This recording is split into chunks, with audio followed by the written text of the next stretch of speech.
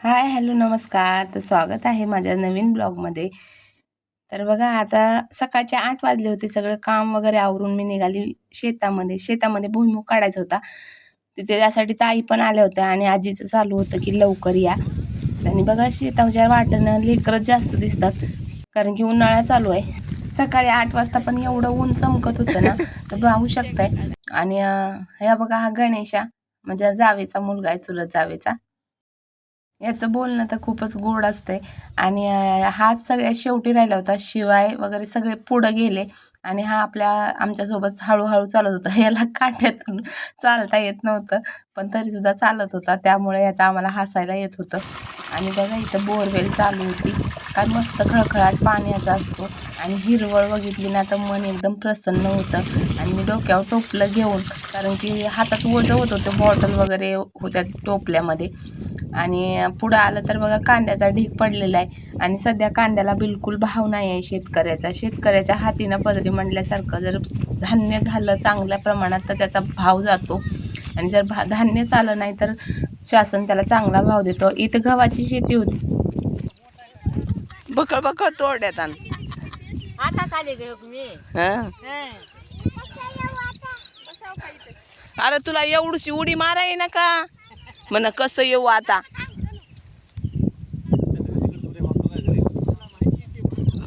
इथे बघा शेतामध्ये सगळे लहान मुलं दिसत आहेत.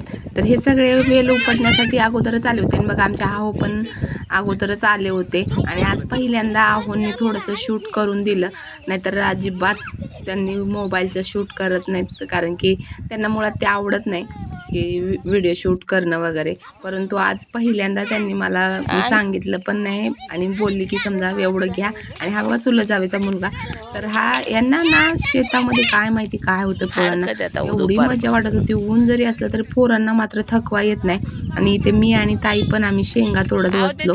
तर शेंगा तोडायला हात खूप खराब होतात, म्हणजे बोटांना त्रास होतो. आपण नवीन असतो आणि शहरातून येऊन शेतामध्ये आयला 2 दिवस मजा वाटते, पण त्यानंतर करावंसं नाही वाटत काम.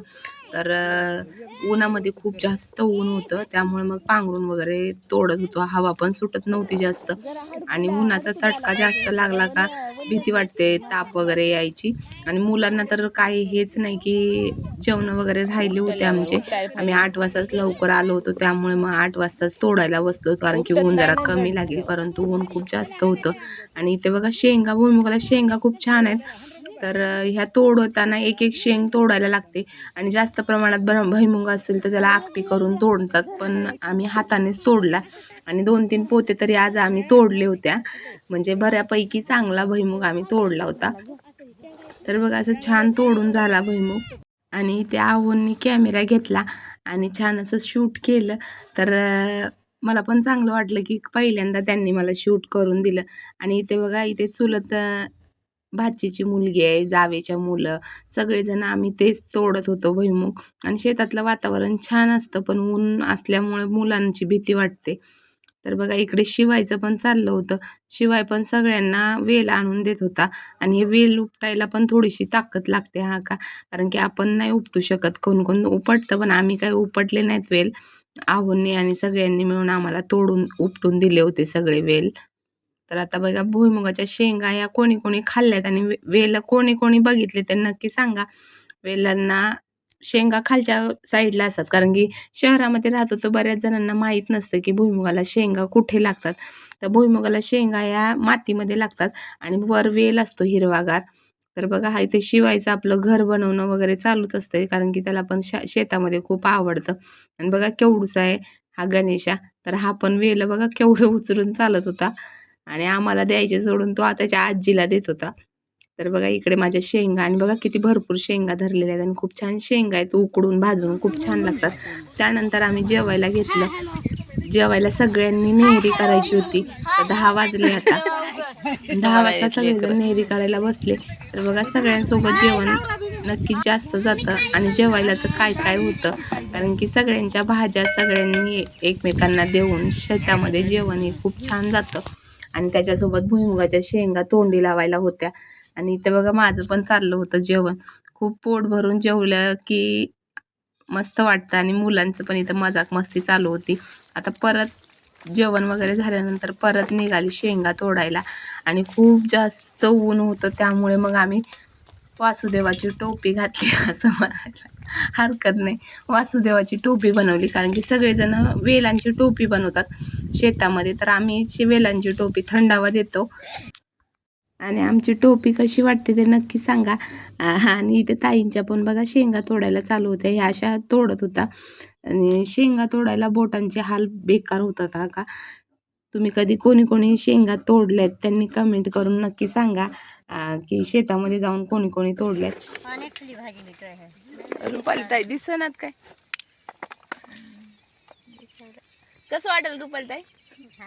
छान वाटायला. दररोज यावं काय की मग? मस्त मस्त वाटायले. इथून तिथून शेळ टोकायचा मोठा. हा जा पाल ठोकायचा आम्हाला.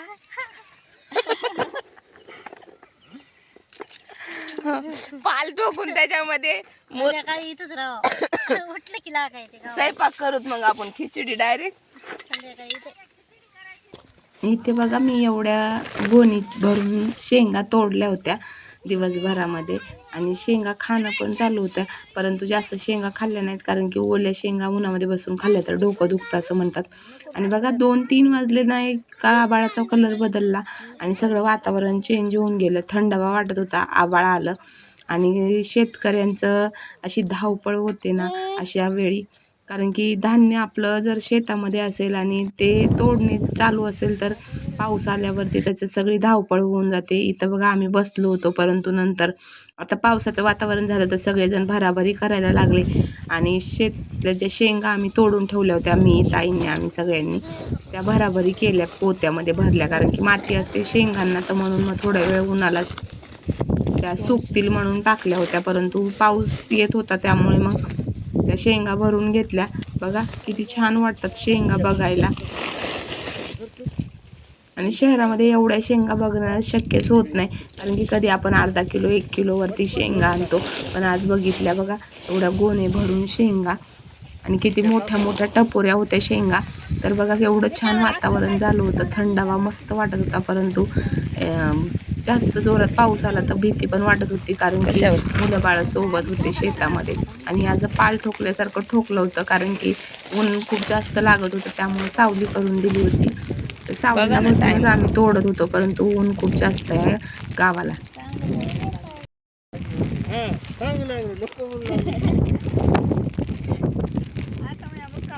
काय खरं नाही.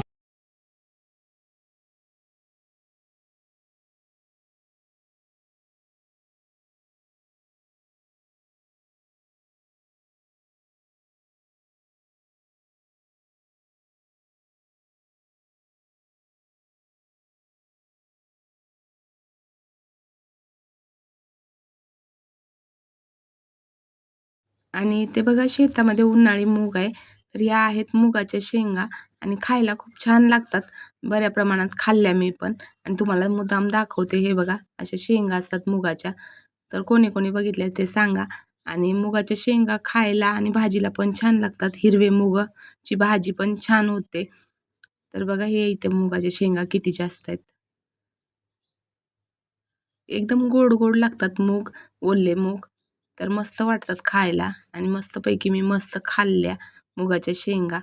त्यानंतर भेंडीचे पण झाड आहेत शेतामध्ये, ते पण दाखवते तुम्हाला. तर बघा इकडे रुपाली ताईचं आमच्या चालू आहेत शेंगा तोडणं. मी उठून जराशी फिरत होते, बसून बसून कंटाळा आला आणि इकडे बघा शेंगाची वाटणी चालू आहे. म्हणजे शेंगा ज्या आपण तोडतो ना, तर त्यातला आपल्याला एक हिस्सा असतो. 16 हिस्से करतो, कोण 12 करतं, कोण 8 करतं. तर ह्यांनी 8च हिस्से केले होते. तर 8 हिश्श्यामधला एक हिस्सा हा आपल्याला असतो आणि उरलेले 7 हिस्से हे शेतकऱ्यांना असतात. तर बघा असे छान त्यांनी भरपूर भरपूर शेंगा वाटून दिल्या सगळ्यांना आणि मस्त असं शेंगा वाटून घेतल्या. इथे वाटणी चालू आहे. कोणी कोणी याचा अनुभव घेतलाय वाटणीचा ते नक्की सांगा, कारण की शेतकऱ्यांना खूप मेहनत करायला लागते शेतामध्ये. आपण बोलतो भाव म्हणजे कोणत्याही गोष्टीला खूप जास्त किंमत आली आहे, भाव आला आहे, परंतु शेतकऱ्यांना तो मुळात भाव भेटतच नाही. त्यामुळे मग असं वाटतं की हां, एखाद्या वेळेस शेतकऱ्याला दिलं तर काय वाईट आहे का? परंतु आपल्या इथे शेतकरी न देता व्यापाऱ्यांना आपण पैसे देतो.